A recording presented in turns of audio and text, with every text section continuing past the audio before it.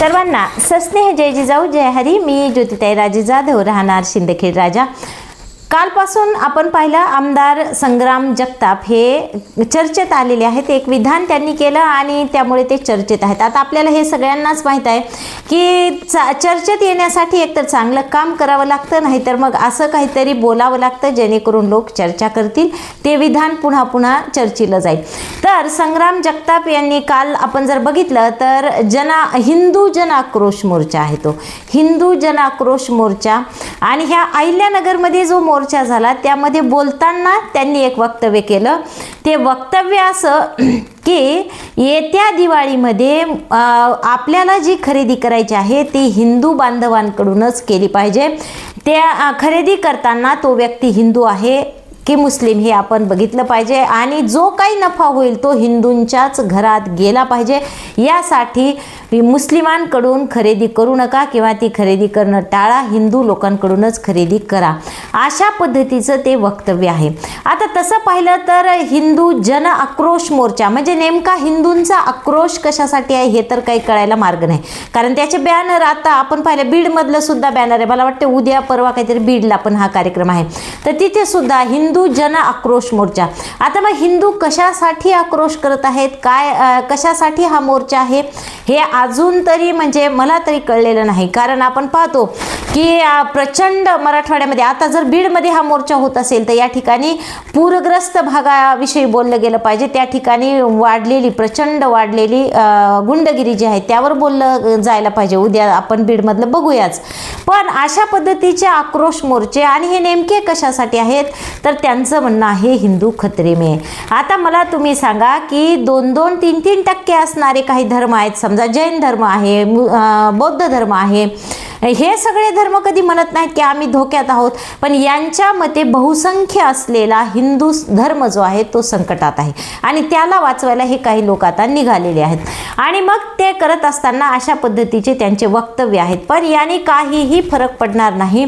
आज मी पाहिलं की माझे एक बंधू आहेत डॉक्टर अमन पटेल यांनी एक पोस्ट केलेली आहे फेसबुकला की ह्या सगळ्या गोष्टींमधून फार वेदना होतात, यातना होतात. तर हे साहजिक आहे. ज्या लोकांमध्ये आजही थोडासा सद्विवेक बाकी आहे, ज्या लोकांना आजही महाराष्ट्राच्या भवितव्याची काळजी आहे, या देशाच्या भविष्याची काळजी आहे, त्यांना हे सगळं बघून त्रास होतोच. पण महाराष्ट्रात तरी याने काहीही फरक पडणार नाही. कारण आपल्याला माहिती आहे हे जे 4 लोक पोस्टरवर त्यांच्या झळकत आहेत ते केवळ आणि केवळ तेवढ्यासाठीच शासनाने पोचलेले आहेत.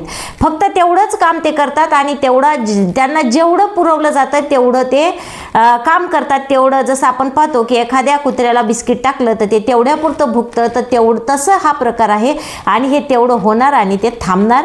याने आपल्या म्हणजे जी समाजाची वीण आहे त्यावर काही फरक पडेल असं मला तरी वाटत नाही.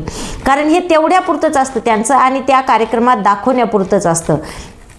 आपण पाहिलं की काही छोट्या मोठ्या गोष्टी जर सोडल्या तर आजही महाराष्ट्र हा फुले शाहू आंबेडकरी विचारांवरच चालतो. पण तरी सुद्धा जाणीवपूर्वक हे लोक असं का करतायत याचं मात्र अतिशय वाईट वाटतं आणि याच्यावर शासनाचा काही निर्बंध असायला पाहिजे, काहीतरी नियंत्रण असायला पाहिजे. ते का नाही ही सगळ्यात मोठी गोष्ट आहे.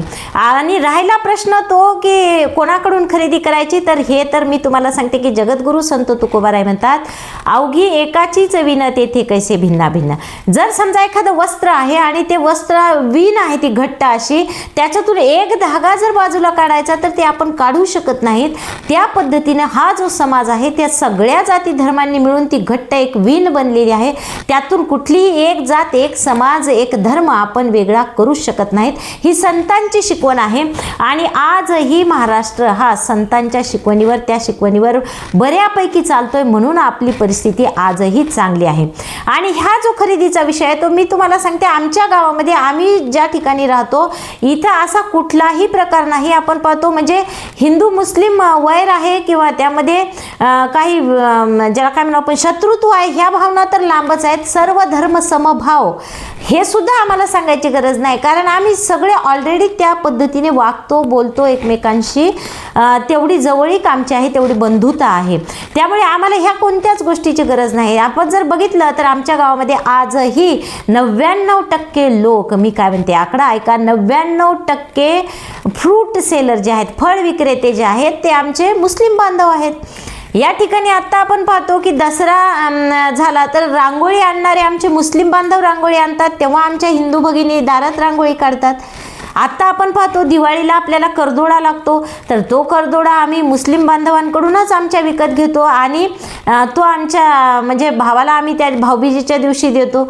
एवढंच काय, नागवेलीचे पानं आता आपल्याला दिवाळीमध्ये लागतात. तर ज्यावेळी मी आता त्या गल्लीत फार कमी जाते, तर जेव्हा मी तिथे जाईल तेव्हा ते सगळे विचारतात की तुम्ही खूप दिवसानंतर आलात ताई, कशा आहात, काय आहात, आतार बांधव आमचे, हे सगळं काय आहे. एवढंच काय, आमचे जे खाटीक बांधव आहेत तुम्हाला सांगते या महिन्यामध्ये आपल्याला किती साठा लागणार आहे हे त्यांना निश्चित माहीत असतं. का? कारण आपल्यापेक्षाही जास्त हिंदू कॅलेंडर त्यांना पाठ असतं. म्हणजे संपूर्ण महिन्यामध्ये काय तिथी आहे, एकादशी कधी आहे, चतुर्थी कधी आहे, हे सगळं कॅलेंडर आमच्या मुस्लिम बांधवांना, त्या खाटीक बांधवांना पाठ असतं महिन्याभराचं. म्हणजे तुम्ही सांगा मग या ठिकाणी कुठलं आलं हिंदू मुस्लिम आणि कोणाकडून खरेदी करायची कोणाकडून नाही. आता ह्या ज्या सगळ्या गोष्टी आहेत मी जसं तुम्हाला सांगितलं की जाणीवपूर्वक हे केलं जाते आणि हे काही लोक आहेत जे शासनाने फक्त तेवढ्यासाठीच ठेवलेले आहेत. नाहीतर आपण पाहतो या अगोदरही अशी एक घोषणा दिली गेली होती की ज्याच्या कपाळी नाही टिळा त्याच्याकडून खरेदी टाळा. अशा म्हणणाऱ्या व्यक्तीचं काय झालं हे आपण पाहिलेलं आहे. मला त्या गोष्टीचं दुःख आहे, हे व्हायला नव्हतं पाहिजे. म्हणजे अत्यंत दुर्दैवी घटना होती ती, पण त्या व्यक्तीचं सुद्धा काय झालं हे आपण बघितलेलं आहे. त्यामुळे ह्या सगळ्या गोष्टींपासून आपण तरी विचलित होऊ नये, आपल्यावर याचा कुठलाही परिणाम होणार नाही असं मला तरी वाटतंय. कारण आपण सगळेजण त्यांनी जरी तेवढा प्रसार प्रचार करत असतील तर आपल्याकडे त्यांच्यापेक्षा कितीतरी पटीने जास्त लोक आहेत जे फुले शाहू आंबेडकरी विचार मांडणारे आहेत, ते तो विचार मानणारे जोपासणारे आहेत. त्यामुळे आपल्याकडे तर हा काही फरक पडेल असं मला अजिबात वाटत नाही. शेवटी प्रश्न एक राहतो अजून, तो असा की आमदार संग्राम जगताप हे अजितदादा गटाचे, अजित पवार गटाचे आमदार आहेत आणि जर राष्ट्रवादी काँग्रेस अजितदादा गट यशवंतराव चव्हाण यांना मानणारा असेल तर हे असं वक्तव्य केलं जात असेल तर अजूनही त्यांच्यावर काही कारवाई झालेली नाही.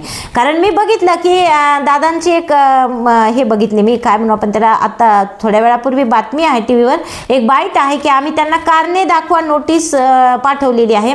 पण आता या वक्तव्यालाही जवळजवळ 24 तास होऊन गेलेले आहेत. ती कारणे दाखवा नोटीस दिलाय किती वेळ झाला माहीत नाही, पण अजूनही कुठलीही कारवाई केली गेलेली नाही. आणि जर असं होत असेल की अजित पवार गटाचे आमदार अशा पद्धतीने वक्तव्य करत असतील तर यापुढे त्यांना यशवंतराव, स्वर्गीय यशवंतरावजी चव्हाण यांचं नाव घेण्याचे अजिबात त्यांना अधिकार नाही. पण तरीसुद्धा या ठिकाणी आपण थोडा वेळ अजूनही वाट पाहूयात की शेवटी अजितदादा त्यांच्यावर काय कारवाई करतात किंवा त्यांना काय इथून पुढे, कारण पुढच्या शहरात जे कार्यक्रम आहेत त्याचे बॅनर व्हायरल झालेलेच आहेत की तो कार्यक्रम तिथे थांबलेला नाही, याचा अर्थ तिथून पुढे ते सुरू आहे अजून. म्हणजे ते संपूर्ण महाराष्ट्रामध्ये करतायत हे सगळं. आणि हे जे सामाजिक वातावरण आहे, ही जी सामाजिक बांधिलकी आहे ती अतिशय म्हणजे त्यांनी ढवळून टाकलेलं आहे. यामध्ये ह्या लोकांना केवळ आणि केवळ ह्या महाराष्ट्रामध्ये, महाराष्ट्र कुठल्या पद्धतीने अशांत करावा आणि कशा पद्धतीने तो ही जी सामाजिक वीण आहे ती विस्कटली जाईल एवढंच यांना करायचं आहे. कारण यांना ना कोणतं दुकान आहे ना यांना कोणता व्यवसाय करायचा आहे. तुम्ही सांगा ना, आज एवढी भयान परिस्थिती आहे की शेतकऱ्यांसाठी का यांनी एखादा जन आक्रोश मोर्चा काढला नाही. आता आपण पाहतो की अहो शेतकऱ्यांची एवढी बिकट परिस्थिती आहे, एवढे वाईट हाल आहेत की दिवाळीची खरेदी कोणाकडून करावी यापेक्षा ती कशी करावी हा सगळ्यात मोठा प्रश्न आहे. मग हा प्रश्न तुम्ही तुमच्या जन आक्रोश मोर्चामध्ये का मांडत नाहीत? किंवा आपण पाहतो सामान्य अगदी छोट्या गावांमध्ये ऑनलाईन शॉपिंग पोहोचलेलं आहे. आज जर तुम्ही मार्केटमध्ये गेलात तर तुम्ही जर काही व्यापाऱ्यांचे, काही दुकानदारांचे जर तुम्ही चर्चा केली तर लक्षात येतं की ऑनलाईन शॉपिंगचं म्हणजे प्रकार जो आहे तो इतका वाढलेला आहे. लोक म्हणजे म्हणजे दुकानावर प्रत्यक्ष मार्केटला जाऊन खरेदी करण्यापेक्षा ऑनलाईन शॉपिंगला पसंती देतात आणि ते अतिशय घातक आहे. आपल्या अर्थव्यवस्थेसाठी ते अतिशय घातक आहे. त्यामुळे हे जे काही बोललेले आहेत, संग्राम जगताप हे का बोलले की त्यांचं म्हणणं आहे आपण जर असं केलं तर काय होईल, मुस्लिमांकडून जर खरेदी केली नाही तर मुस्लिमांची आर्थिक कोंडी होईल. हे असं काहीही होत नसतं आणि कदाचित याची त्यांनाही जाणीव आहे, पण ते काहीतरी बोलायचं आणि हे असं काहीतरी सोडून द्यायचं समाजामध्ये. तर ह्या सगळ्या गोष्टी करण्यापेक्षा तुम्ही मुस्लिमांना काही सल्ले देण्यापेक्षा किंवा मुस्लिमांचं कसं वाईट होईल यापेक्षा हिंदूंचं कसं चांगलं होईल याबद्दल काही बोला ना, त्यांच्याबद्दल काहीतरी बोला. शेतकऱ्यांचं एवढं सगळं उद्ध्वस्त झालंय त्यावर काहीतरी बोला. त्यानंतर आज बेकार फिरतायत तरुण, त्यांच्यावर त्यांना नोकऱ्या कशा मिळतील, ते उद्योगधंद्याला कसे लागतील हे तर बघा. पण ह्या सगळ्या गोष्टी असताना सुद्धा अतिशय भयावह परिस्थिती, अतिशय बिकट असे प्रश्न आपल्यासमोर असताना सुद्धा ह्या अशा काहीतरी गोष्टी काढल्या जातात जेणेकरून तुमच्या सगळ्यांचं जे लक्ष आहे ते इतर गोष्टींकडून विचलित करून एका विशिष्ट दिशेला नेलं जातं आणि त्यावर चर्चा घडविल्या जातात. तर या ठिकाणी थांबूयात. आपण मात्र अतिशय आनंदात दिवाळी साजरी करूयात. तर या ठिकाणी थांबूयात. सर्वांना दिवाळीच्याही शुभेच्छा आणि खरेदी निश्चित करा. ती मग फक्त ऑनलाईन करू नका असं मी सांगेल की दुकान आपल्या शेजारी पाजारी आपल्या जवळचा असलेला व्यापारी त्याच्या घरात 2 पैसे जाऊ द्या, ऑनलाईन शॉपिंग टाळा. हे या माध्यमातून मी परत हा एक मेसेज देते आणि या ठिकाणी थांबूयात. धन्यवाद.